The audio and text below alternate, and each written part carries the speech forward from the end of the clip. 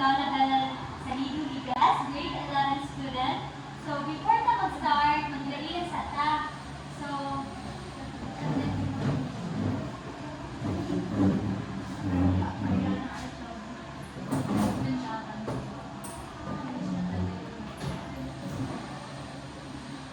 ang aming purpose karon nga nang mag-storytell ko sa inyo.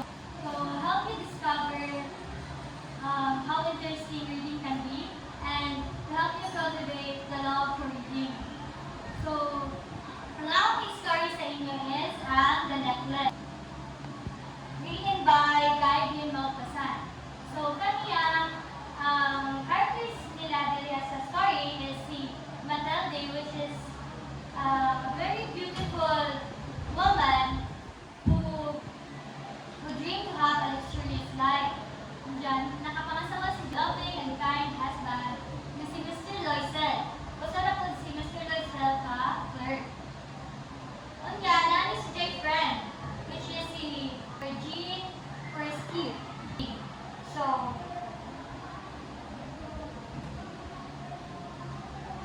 nag-start ang story sa ilang panihapon. Nangaon si Mr. Loisel o si Matilde. Pagkanaw ni Matilde sa ilang sudan, ningana si Jama. Kanina po, soup na po, balik-balik ba ni Oy? Paano ilang din mga bayo si Jama satisfy sa ilang sudan. Pero, iyang husband, kana request siya kaayo kung unsay na nila.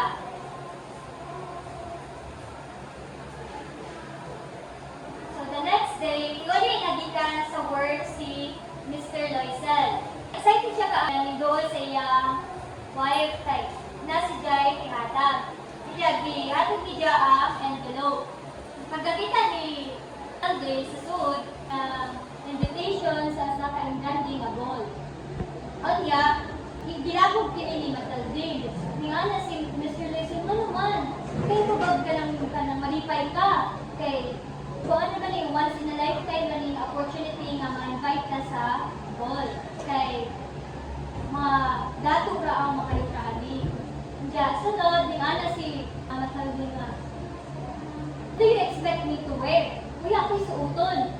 Kay, hindi na sila rich lagi sa mga simple ra ng mga sina. Diya, ni ana si Mr. Loisel, kato na yung permisuon kung mag-dinner. Uy, ako'y kubag si Matilde. Nandiyan na, bantayan ni Mr. Loisel nga nagilak na din. Niyas ka nga, what's wrong? What's the matter? Nga naman. Yan yung ana si Matilde nga, nothing. It's just that I don't have any dress to wear. So, give the invitation to your friend whose wife has better dresses than I do. Na-worry si Mr. Loisel kay, nagpud niya ka ito iyang wife. So, hinala si Jang nga, kung magpalit na lang ka o dress, nagpilangan ko'y kantidad. Nagunaw na si Jang kung pila niya pwede pangayon sa iyang husband. Nandiyan ana si Matilde nga mga 400 francs. Kay love ng kaayo ni Mr. Loisel iyang wife, so iya din ganagan ko 400 francs para makapalit o dress. Nakapalit na o dress si Matilde. Unya, nabantayan ni Mr. Loisel nga mura dili siya mahilo na ba? Iyang giduol, iyang gipangutana. Asa may problema? Ano mura din mo kamay na? Ganyan na si Matilde nga, I don't have any jewelry, nor a stone to wear. So, Mr. Loisel nga, pagpalit na ng hours, gusto man yung season, may pangalan or design.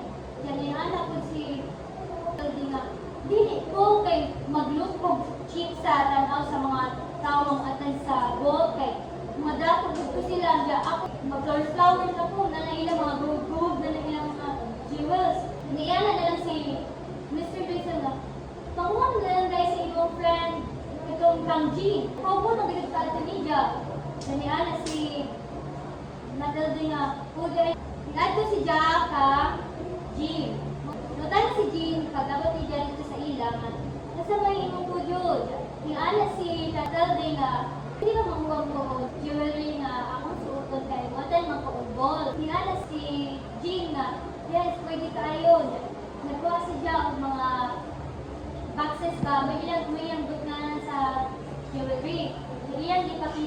ka Matalde. Ya, pagka na ni Matalde, kung guya sa Jack, baka sa Jack satisfied ka. So, ni anak si Jack Jean nga, pinang napabaylain.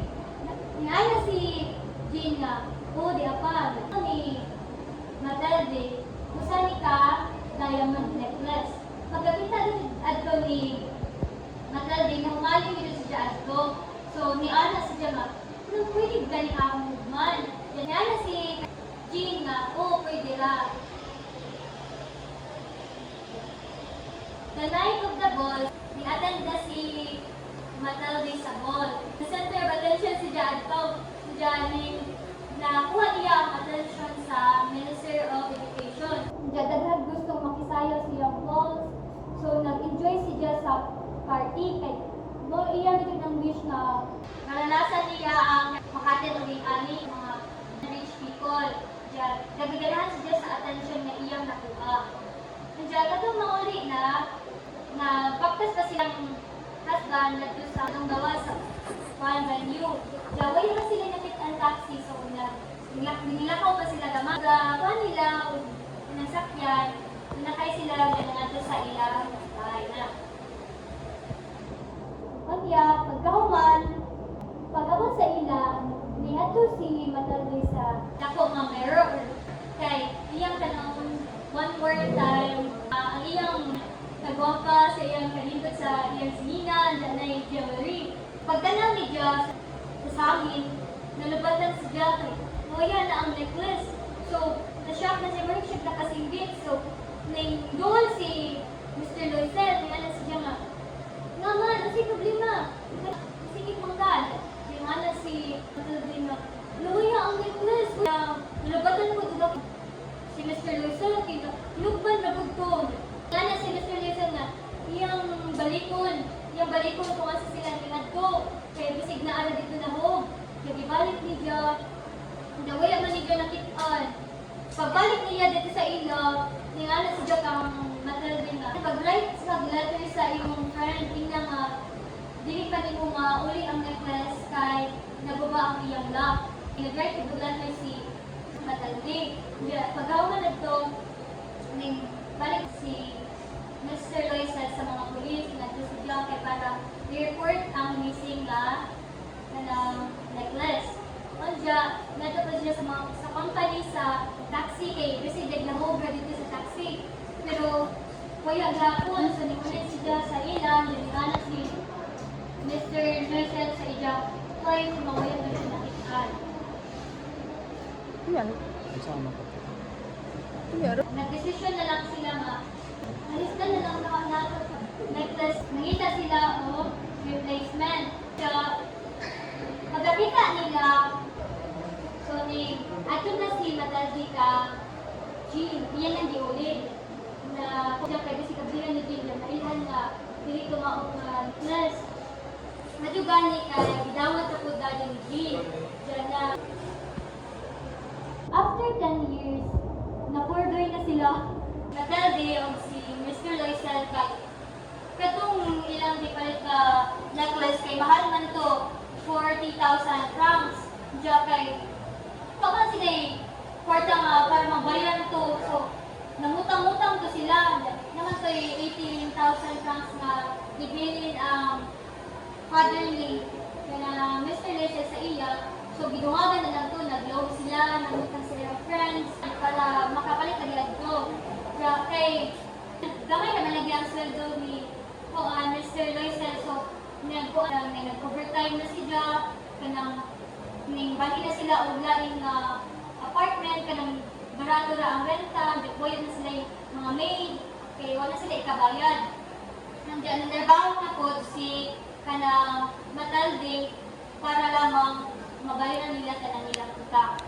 So, onya, pag diyang naglakaw si Matalde sa street sa ila, nakita niya si Jean. Yan nagunan na siya kung muduod ba siya o dili.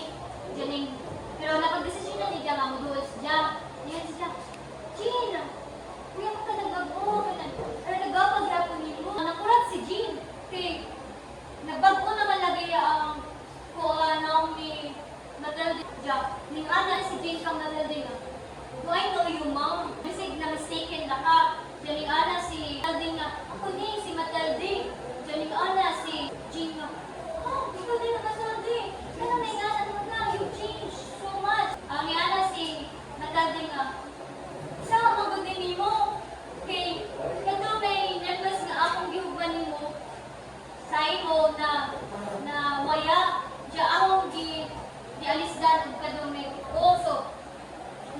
si Jim, ha? Galis gan? Kuhan na ba to? Pinag-PPR na ba to? Dili na ba to tinuod? Na-shock si Matilde kay naghirap sila adto para lang para nila ang ilang kuhan, ilang mga utang sa itong necklace dyan. Fake naman di ay. So, dito naman ang story. Ang moral lesson sa story is dapat na honest ka. Kasi ko lang makontento kung kasi naana to. Kaya kung magpretenda, kung magdagat ka, maka-encounter ka o mga consequences. So, mga na to ang moral of the story. Who is the main character of the story? Who is Jean Forestier's story? Mariana?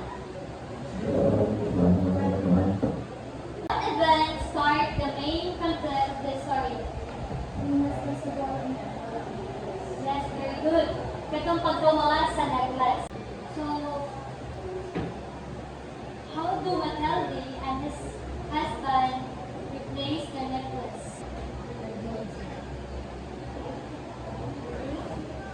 What lesson